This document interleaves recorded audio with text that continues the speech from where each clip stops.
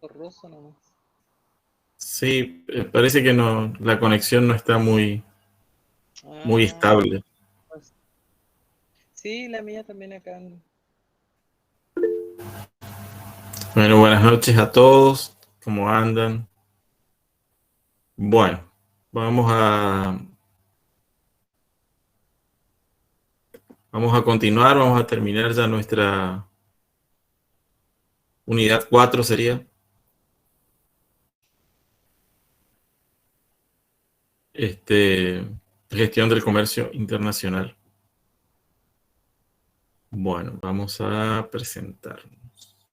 La presentación.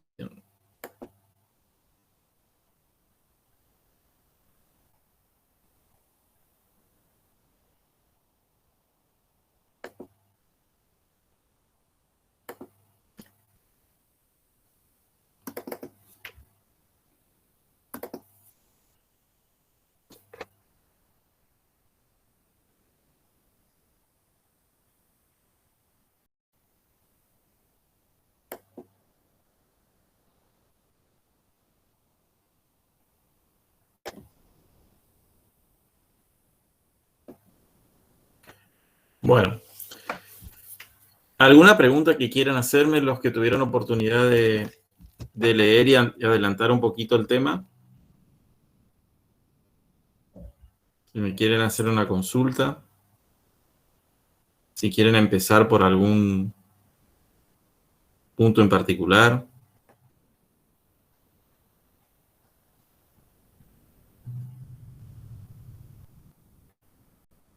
¿No?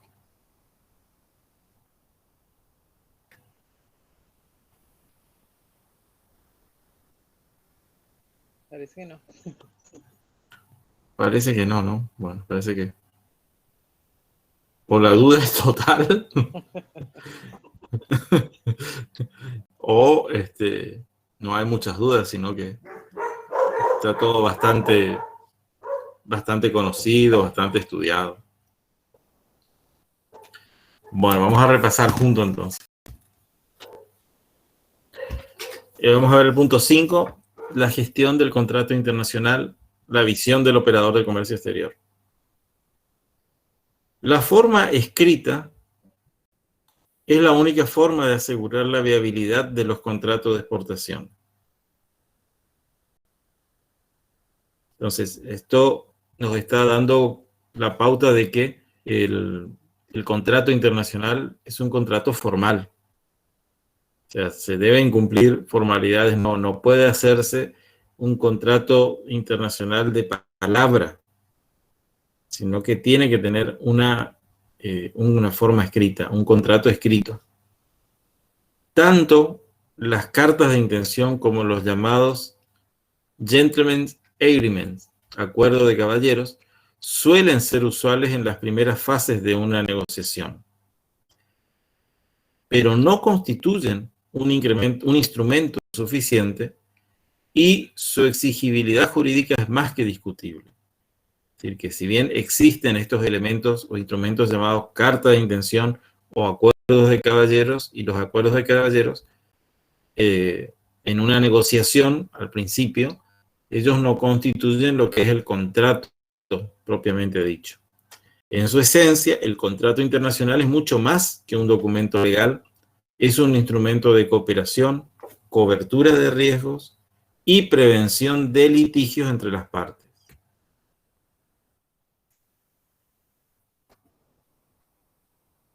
La estructura jurídica de un contrato internacional se apoya en dos líneas fundamentales: reglas y usos del comercio internacional y la utilización del arbitraje comercial.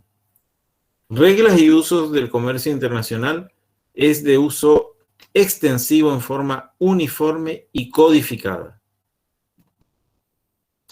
Y la utilización del arbitraje comercial internacional es una vía preferente de prevención de litigios y solución de controversias. Es dable remarcar que las concesiones jurídicas deben otorgarse previo análisis de las consecuencias económicas que conllevan. Entonces, Esto es importante tener en cuenta porque ¿qué son las concesiones jurídicas? Son diversos acuerdos. Cuando uno realiza un acuerdo con otra parte, seguramente hay pretensiones que uno tiene que ceder. Estas son las llamadas concesiones jurídicas. Pero cuando uno cuando uno cede en alguna pretensión, es decir, deja de lado por ahí algún pedido o algún requerimiento que uno le gustaría hacer y lo deja de lado para poder llegar a un acuerdo con la otra parte, entonces uno tiene que saber qué es lo que está dejando de lado. Por eso dice, ¿cuáles son las concesiones económicas que conllevan a realizar una concesión jurídica? Porque todo el acuerdo se realiza y se debe dejar instrumentado en un contrato. Y ya sabemos que un contrato, para las partes que firman ese contrato, tienen fuerza de ley. Es decir, es una obligación voluntaria que después hay que cumplirla. Los usos mercantiles internacionales. ¿Cuáles son estos usos mercantiles internacionales? Las condiciones de la contratación internacional se ajustan a lo pactado libremente por las partes en el texto del contrato. Esto es lo que yo decía recién, que es voluntario, pero que una vez que es voluntario y que lo firman, para las partes es ley. Sin embargo, el aumento de los riesgos e incertidumbres que plantean las operaciones con el exterior ha conducido progresivamente al desarrollo de un conjunto de reglamentaciones específicas con independencia de las legislaciones nacionales. Esto nos quiere decir que si bien los contratos que se firman entre las partes deben ser, no pueden establecer cláusulas ilegales, digamos. A ver, yendo al extremo del ridículo, no podría ser el pago de una operación o la contraprestación de una operación de compra-venta no podría estar dado por el asesinato de una persona, digamos. A ver, o no se puede pagar con toneladas de marihuana, toneladas de cocaína. O sea, estamos hablando siempre de un contexto de legalidad. Ahora, ese contexto de legalidad excede a las legislaciones nacionales. ¿Por qué?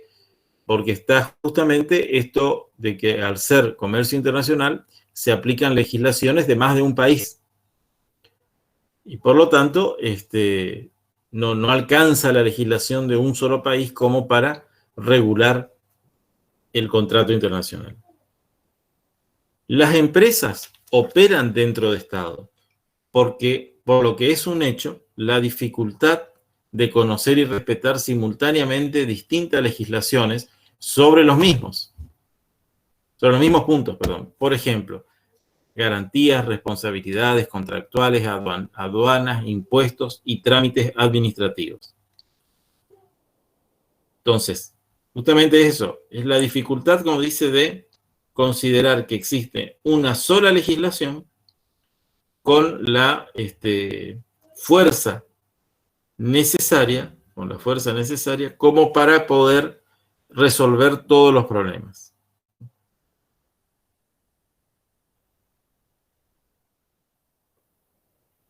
Bueno.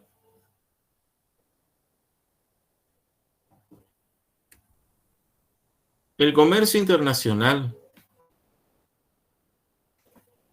es muy diferente al comercio nacional.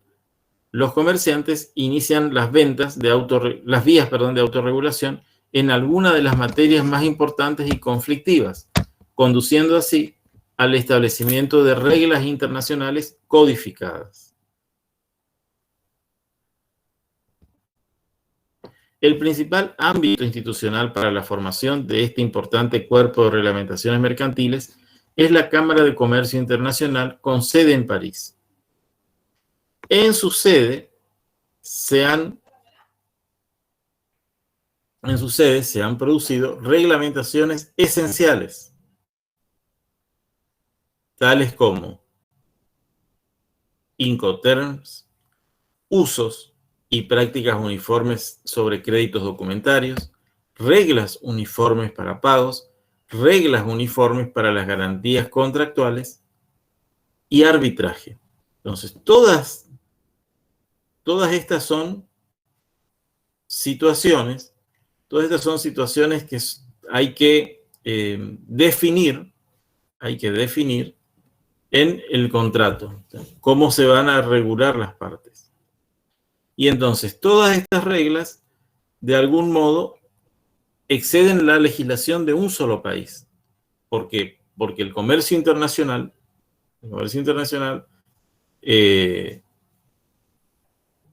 como bien decíamos, atañe a todos los países del mundo.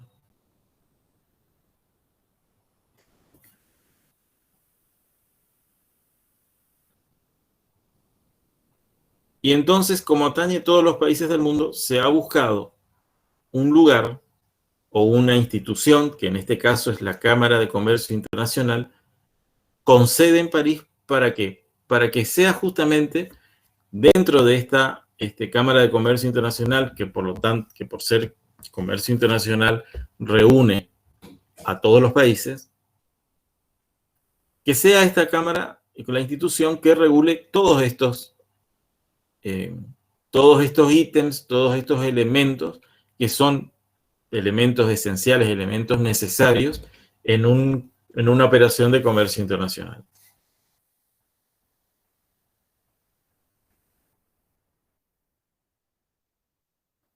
El contrato de compraventa internacional de mercaderías puede asumir diversos grados de contenido y formalidad, desde un simple acuerdo verbal hasta un documento jurídico solemne. La instrumentación de la compraventa en una pieza jurídica no es usual. Generalmente es reemplazado por una orden de compra en firme emitida por el importador al exportador, aunque este documento no obliga al exportador, sino hasta tanto exprese su aceptación formal de la oferta. Por ello, se dice que este contrato es consensual, porque se perfecciona con el consentimiento de las partes. Entonces, si bien el contrato internacional de mercadería, el contrato de compra-venta, no es un contrato que se vaya a firmar en una escribanía, por eso dice no es una pieza jurídica usualmente, pero sí asume, repito, una forma específica. Sí debe estar escrito. ¿Cómo está escrito? A través de la orden de compra. La orden de compra hace las veces de contrato en una operación de compra-venta internacional. Entonces, la orden de compra, ¿quién le da? Da el importador al exportador. Entonces, el que compra emite la orden de compra al exportador. ¿Cuándo queda obligado el exportador? Cuando el exportador la suscribe. Es decir, cuando el exportador acepta firmando la orden de compra. ¿Cuáles son los aspectos generales a tener en cuenta en un contrato de compraventa internacional? ¿Quiénes son las partes contratantes? ¿Cuál es la validez del contrato? ¿Cuáles son las garantías de cumplimiento? El idioma obligatorio con el cual se deben manejar las partes a los fines de la interpretación, la jurisdicción aplicable, las causales de rescisión, cantidad y descripción detallada de la mercadería, unidad de medida utilizada, particularidades del envase y del embalaje, el servicio de postventa, el precio unitario y el precio del monto y el monto total del precio, el tipo de cotización utilizada, la Incoterm, la inclusión de gastos, como ser certificaciones consulares, por ejemplo, la determinación de la forma de pago, los costos extras de financiamiento, la contratación de seguros, los medios de pago, si puede ser carta de crédito o cobranza documentaria, las comisiones y gastos bancarios, los documentos necesarios para desaduanar las mercaderías, el medio y compañía de transporte, el flete. ¿Cuál es el valor del flete? Sería la procedencia o no de embarques parciales y o transbordos, la contratación de seguros, tanto sobre la mercadería, sobre el transporte, sobre la carga, las entregas parciales, las multas e indemnizaciones ante incumplimientos, la cláusula arbitral, es decir, la cláusula arbitral es cuando hay discrepancias entre comprador y vendedor, importador y exportador, ante quién van a someter esa discrepancia. Todo esto tiene que ver con los aspectos que deben tenerse en cuenta en el instrumento de compra-venta en cuanto al comercio internacional. Todo esto debe ser fijado por las partes.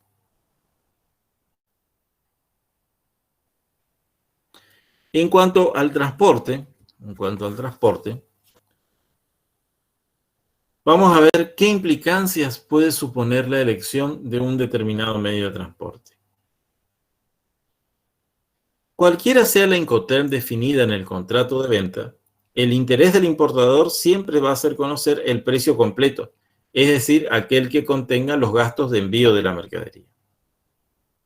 La capacidad del exportador en realizar un análisis adecuado para disminuir los costos de transporte le brindará una mejora en la competitividad del precio o en su margen comercial.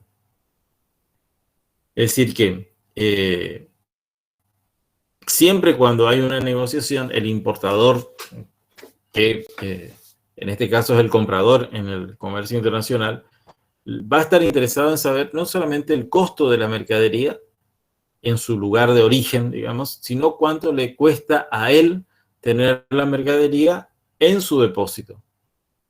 Entonces, para esto, no solamente va a tener en cuenta el costo de la mercadería en sí, sino otro tema que es fundamental, que es el tema del transporte. Es decir, ¿cuánto me cuesta a mí hacer llegar esa mercadería desde el lugar de venta hasta mi planta, hasta mi depósito? Y ahí viene también, por otro lado, el interés del exportador en hacer que este costo que vaya a asumir el importador por su parte sea lo menor posible. Por eso dice que está interesado el exportador en disminuir los costos de transporte. Un menor costo de transporte mejora su competitividad, es decir que frente a dos alternativas de un mismo producto y uno que tenga, y del mismo costo en planta, pero que uno tenga mayor costo en cuanto al transporte, ya sea por fletes o por seguros, justamente el que tiene mayor costo va a estar en inferioridad de condiciones con el que tenga menor costo en cuanto a transporte. Entonces, ahí viene el tema de la competitividad. Lograr una disminución en los costos de transporte hace más competitivo al exportador. La elección del transporte igualmente condicionará los plazos de entrega, los que se deberán conjugar con las necesidades del importador. Un retardo en los plazos de entrega pactados puede generar un menoscabo en la imagen de la empresa, su confiabilidad, así como derechos de indemnización por parte del importador. Por lo tanto, la elección del medio de transporte genera consecuencias comerciales. La elección en materia de transporte incidirá sobre la gestión de stock a manejar por el vendedor en garantía del comprador.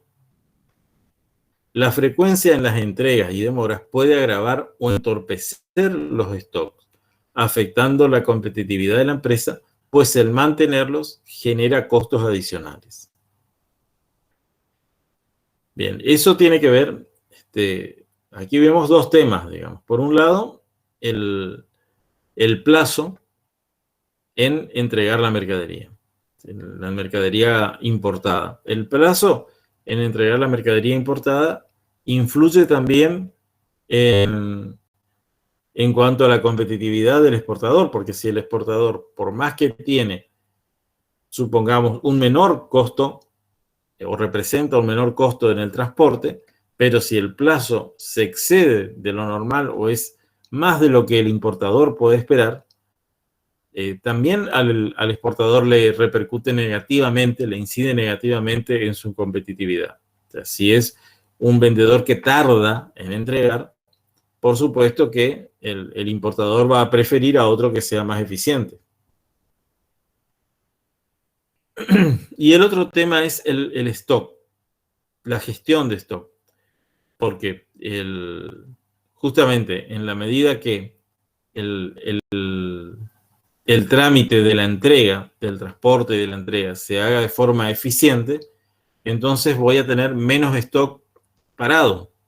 Sí, el stock parado significa tener manejar un volumen de mercadería que se vaya a vender y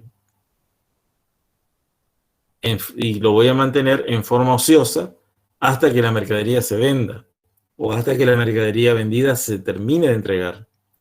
Entonces, siempre mantener volúmenes de stock bastante elevados va a tener un mayor costo que mantener un stock mediano o menor y que tenga una mayor movilidad. Porque mantener un depósito, cuidar un depósito siempre implica un costo adicional. La elección del itinerario del medio de transporte condicionará el número de documentos y formalidades aduaneras a cumplir por tránsito por diferentes países, por ejemplo. O sea, si es una mercadería que debe atravesar varios países, la documentación que tiene que llevar va a ser mayor que si tiene que atravesar un solo país para llegar al lugar de destino. ¿Por qué? Porque al pasar por cada lugar, en cada aduana que pase, va a tener que dejar no la mercadería, pero sí dejar la documentación que ampare justamente el traslado de la mercadería. Esta elección también puede afectar al pago, ya que el retraso en el envío de la mercadería es el punto inicial para el retraso del pago. Esto es bastante normal y habitual. O sea, si te tardaste en entregarme la mercadería, lo más probable es que yo no esté muy apurado para pagarte. Entonces, esto es un poco lo que ocurre. Esto es un poco lo que ocurre y bueno, esto es normal, digamos. Pero es normal no solamente en el comercio internacional, esto es normal también en el comercio interno. Por lo tanto, la elección del medio de transporte también genera consecuencias técnicas, administrativas y financieras.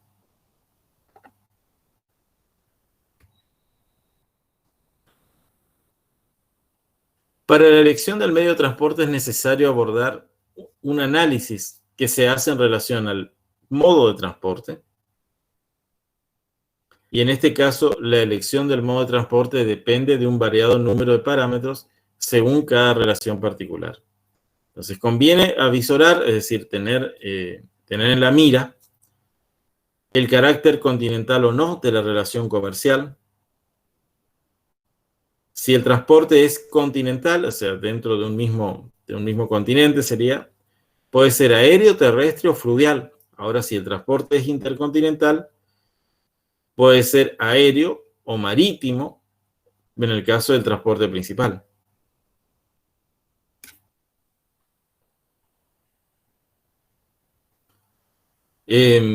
Las características, o sea, vamos atrás, dentro del modo de transporte,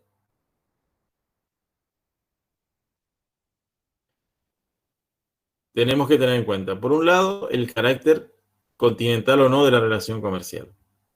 Por otro lado, las características del lugar del despacho y el arribo, así como posibles transbordos. Generalmente la solución del transporte puerta a puerta utilizando un solo medio de transporte es eventual. Es muy raro que esto se dé, ¿no? Ocupando un solo medio de transporte. En la práctica se utilizarán varios medios de transporte. Para reducir o suprimir los transbordos que aumentan los riesgos de deterioro o pérdida, es posible reducir a dos técnicas: el transporte combinado o la containerización. ¿No? El transporte a través de contenedores. Otro elemento a tener en cuenta en la elección del medio de transporte es el flujo de las entregas. Existirá un flujo, es decir, una corriente de entregas cuando se trate de operaciones repetitivas por un periodo de tiempo a uno o a varios destinatarios. Por ejemplo, los distribuidores. Entonces, la existencia de operaciones repetitivas genera un flujo de entregas. Y también una partida importante puede ser reagrupada con otras expediciones hacia varios destinatarios. O sea, una entrega.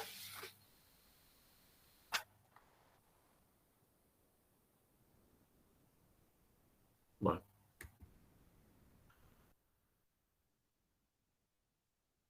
O sea, una misma entrega, una misma partida, un mismo envío puede aprovecharse para entregar a varios importadores. O sea, el exportador puede agrupar en un solo envío varios destinatarios.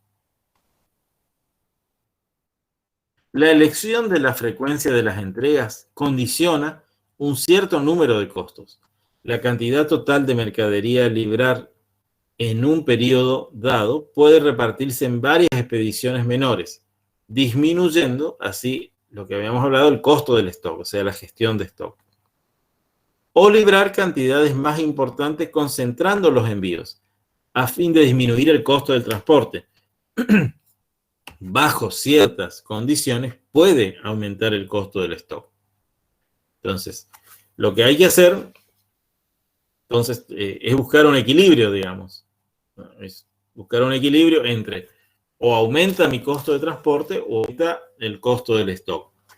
O sea, en un extremo tendríamos costo de gestión de stock máximo, pero costo de transporte mínimo. Y del otro lado, costo de transporte máximo y costo de gestión de stock mínimo.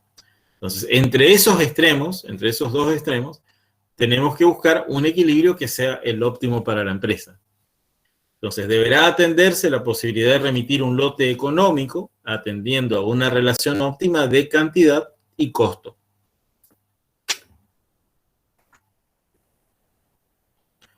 El stock de mercaderías normalmente lo realiza el exportador o el importador bajo la forma de stock de seguridad, en función de la frecuencia de las entregas y de las ventas. Entonces, el stock de seguridad es el stock que a mí me permite trabajar, digamos, sin sobresaltos. No es ni lo suficientemente pequeño como para perder ventas por no tener stock, ni es lo suficientemente amplio o grande como para generarme costos de mantenimiento. Es un stock en el cual yo estoy de alguna manera seguro, todo esto de acuerdo a la experiencia de mis ventas, ¿no? De alguna manera seguro de que ni me voy a quedar sin stock, ni estoy gastando demasiado por mantener el stock. Para reducir los costos de stock en el caso de expediciones repetitivas a un mismo importador, se debería investigar la posibilidad de un lugar de almacenamiento cercano al comprador.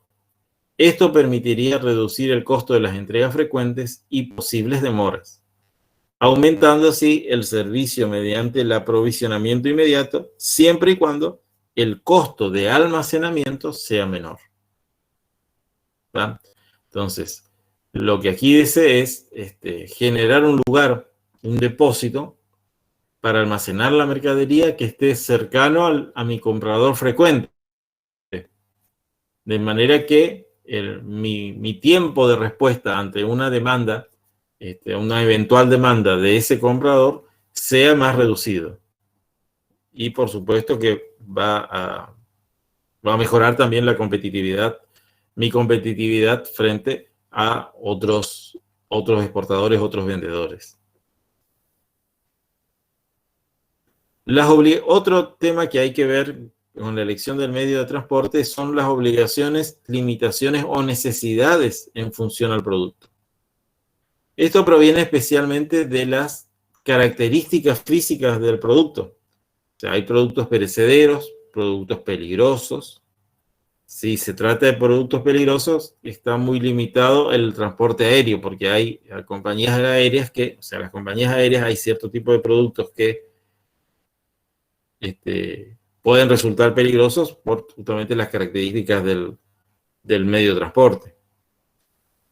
La relación peso-volumen incidirá en la tarifa según el medio de transporte escogido. Por ejemplo, el envío de mercadería liviana, aunque voluminosa, es más ventajoso por el medio aéreo y mucho más oneroso en vía terrestre o marítima.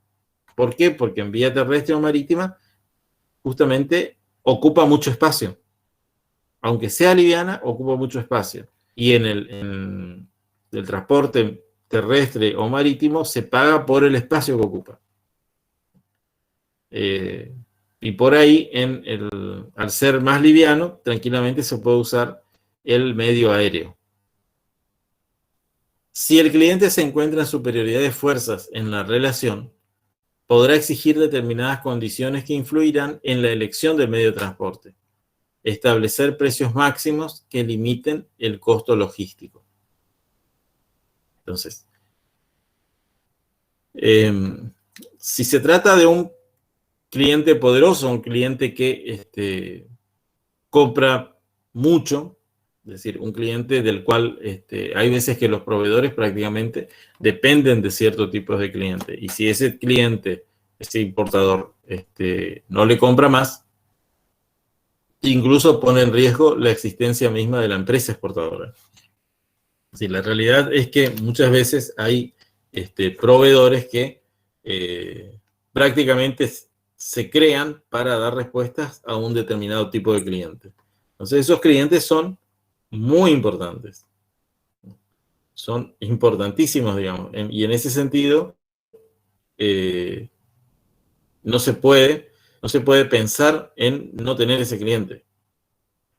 Y en esa situación, el cliente está en una posición de fuerza respecto del vendedor. Y puede hacerles ciertas exigencias respecto de qué condiciones tiene que tener el medio de transporte.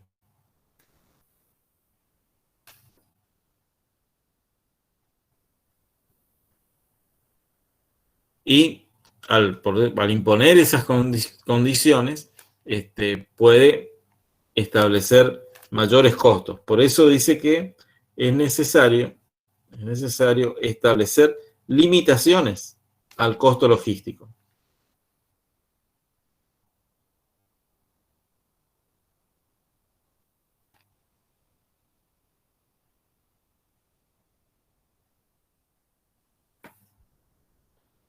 ¿Por qué?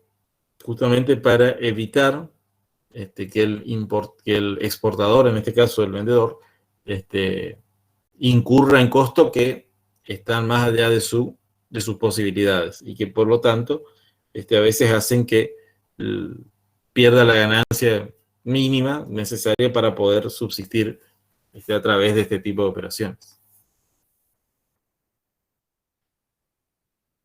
No obstante esto, en ausencia de superioridad de fuerzas, es decir, cuando hay una paridad entre la fuerza negociadora de una y otra parte, la empresa exportadora deberá tener en cuenta la oferta de la competencia en el mercado externo, sobre todo si ese mercado es altamente reñido. En definitiva, la elección del medio de transporte se verá influenciado por tres factores clásicos: el costo, la demora y la seguridad. Y es excepcional que una elección se base únicamente en un solo factor. Un transporte menos costoso puede resultar menos seguro y más lento. Por eso lo óptimo es combinar los criterios en función de prioridades técnicas y comerciales propias de la entrega, que tienen que ver con la fragilidad y el valor del producto, las exigencias del cliente, las condiciones del mercado, etc. Entonces, lo que se busca es justamente tener un equilibrio entre costo, plazo de entrega y seguridad en la entrega. Entonces, que sea algo de menor costo, pero teniendo en cuenta que el plazo de entrega no sea lento y que la entrega esté asegurada.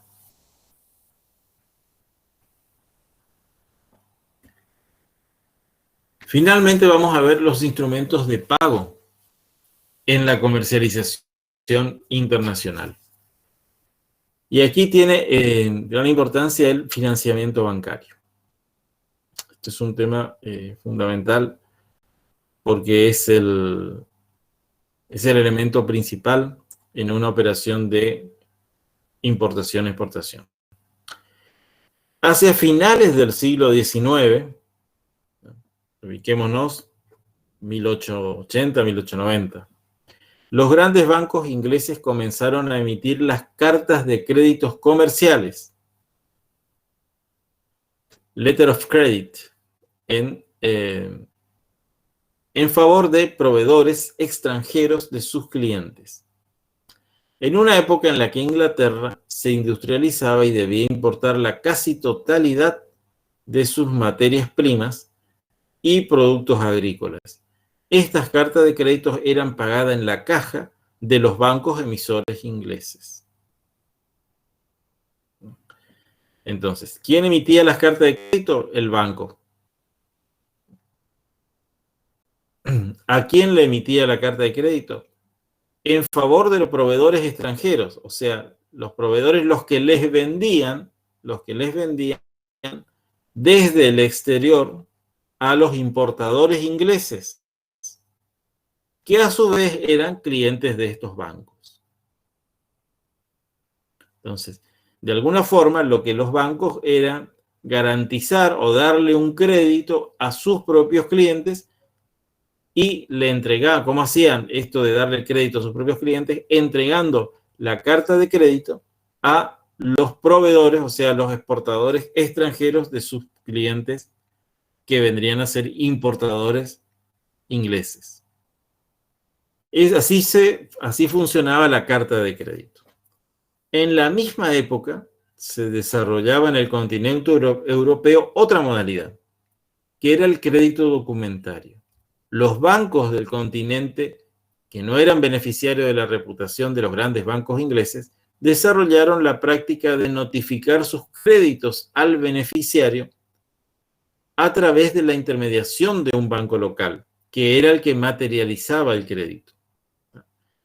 Entonces, ahí intervenían dos bancos. Por un lado, el banco del continente, el banco europeo, que se valía de la intermediación de un banco en el lugar donde estaba el exportador para materializar, para informarle el crédito que tenía su importador. Entonces,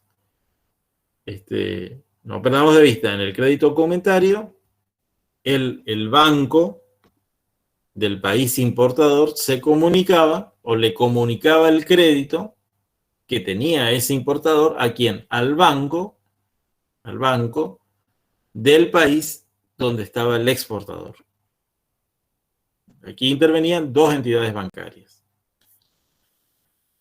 Después de la Segunda Guerra Mundial, se crea la Cámara de Comercio Internacional de París, quien a solicitud de los bancos franceses se abocó a la realización de una codificación de reglas y usos uniformes relativos a créditos documentarios, a fin de normalizar y armonizar las prácticas bancarias internacionales.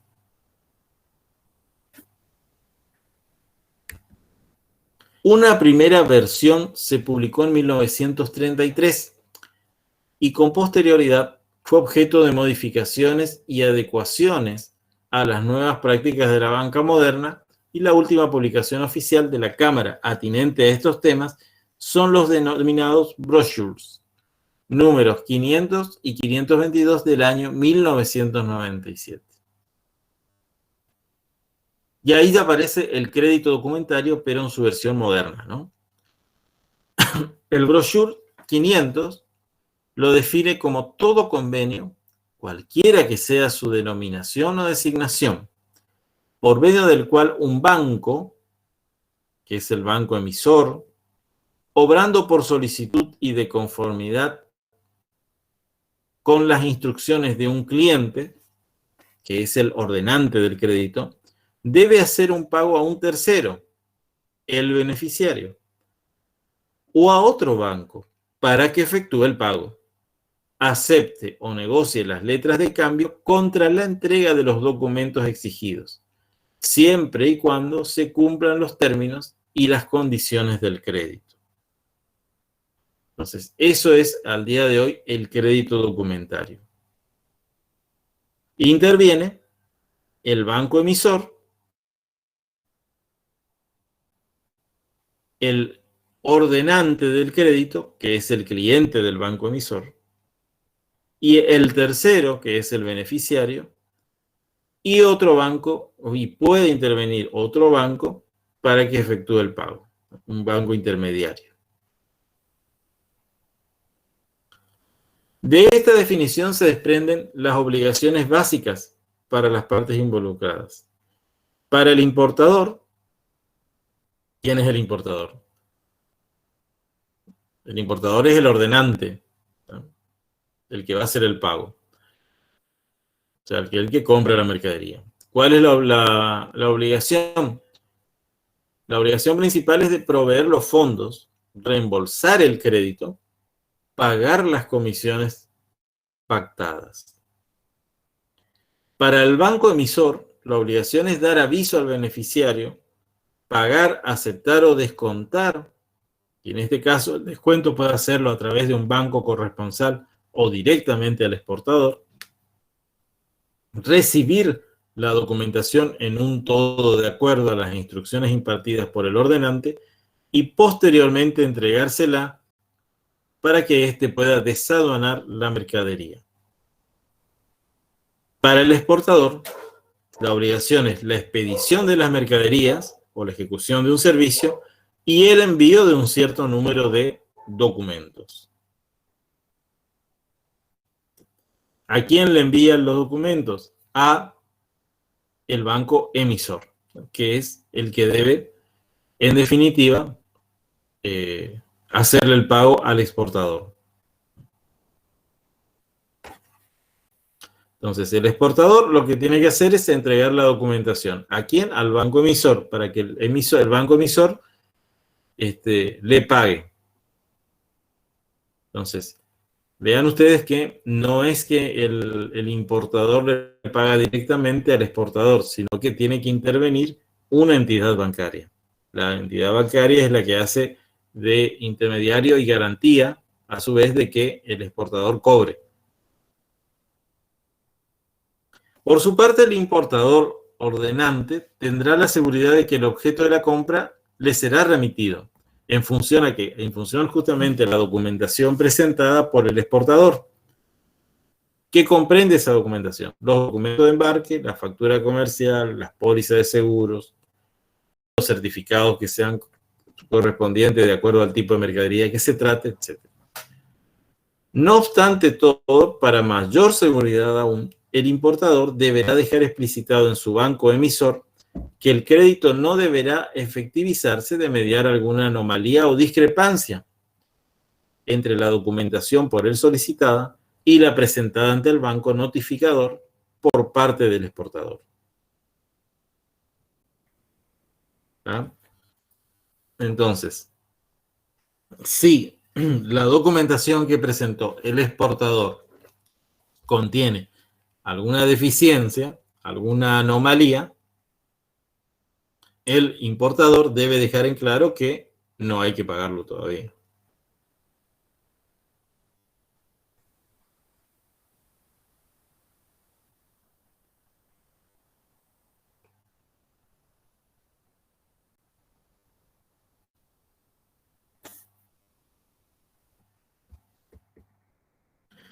En virtud de ello, el exportador deberá enviar las mercancías en los plazos previstos y presentar la totalidad de la documentación requerida por el importador, Si algunos de estos supuestos no se diera, entonces cesa la obligación de pago por parte del banco, salvo que, consultado el importador de las discrepancias existentes, éste preste su conformidad al pago. Entonces, vemos ahí que la obligación del exportador es, por un lado, enviar la mercancía, pero por otro lado también entregar la totalidad de la documentación requerida.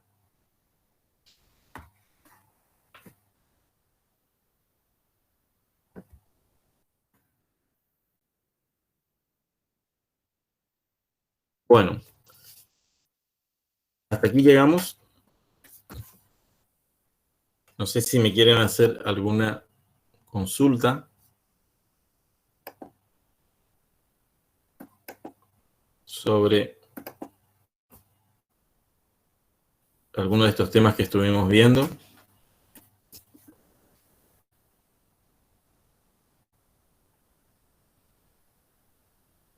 Raquel. No hay consulta por acá, profe. No hay consulta, profe. No. Bueno. Entendimos todo. Entendieron todo, pero qué bien. No sé. Qué claridad conceptual la de los apuntes y la mía. Realmente me siento... Ahora tengo que recursar logística, así que le voy a preguntar, profe. ¿En cuál? ¿En la maestría? En la maestría administración. yo no hice el trabajo. Y la profe está obsesionada con... ¿Cómo era? Con los cadáveres en los aviones. Y en los más que nada con eso. No hay que mandar comida, dice, no hay que mandar flores. Si va un cadáver, decía, y en eso. En eso pensaste cuando yo hablé de que hay mercadería peligrosa. Usted estaba hablando del transporte aéreo, pues ella dice que vienen muchos cadáveres y uno tiene que cuidar eso. Y ahí ella hablaba del ejemplo de la frutilla y de ahí no como más la frutilla. Dice que un container de frutilla fue con un cadáver y sacaron y 5 años estuvo congelado y después hicieron un remate y en Buenos Aires se vendía re barato el helado con trocitos de frutilla. No, por favor. Ay, de ahí acá le miro el helado. No, bueno, pero ella sí tiene todas esas anécdotas raras. Bueno, pero sin hacerle propaganda a nadie, usted puede comprar frutilla misionera. No, ella hablaba de los remates que se hacen allá. Se ve que ella anda por ahí. Anda buscando los remates, anda buscando las ofertas. Se ve que sí. Y las flores también dice ella, no vayan a poner flores, dice, fíjense bien. Sí, por supuesto. Por supuesto, cuando vos te vas a la florería, seguramente si vos le pedís, tienen todos los despachos de importación correspondientes, ¿no? Y espero, ella decía que uno tiene que cuidarse de esas cosas, no solo la comida. Una nota de color así de, hablando del tema. Hablando del tema, tal cual. Bueno, si estamos en condiciones, entonces este viernes vamos a estar trabajando sobre estos temas que vimos hoy. ¿Sí? Sí. Y bueno, vayan nomás pensando el tema del parcial, porque si para la clase que viene no tenemos ningún pedido de cambio, bajamos el martillo a la 1, a las 2 y a las 3 y ya no lo modificamos más. Todavía tienen una semana para pensarlo. ¿Cuándo era, profe? ¿Viernes 2? Sí, así habíamos dicho. Sí, viernes 2 de julio, 21 horas. Sí, así era. Así era, viernes 2, 21 horas. Si no...